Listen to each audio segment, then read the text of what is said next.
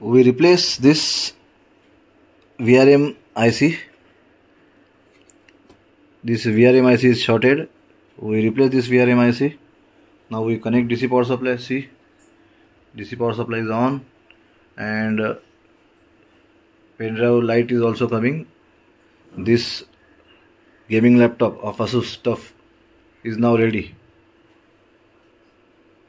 We repair this motherboard with the help of our thermal camera. This is our thermal camera, and this board is now ready.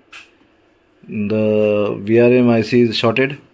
We replace this VRM IC, and this gaming laptop is ready now. Thank you.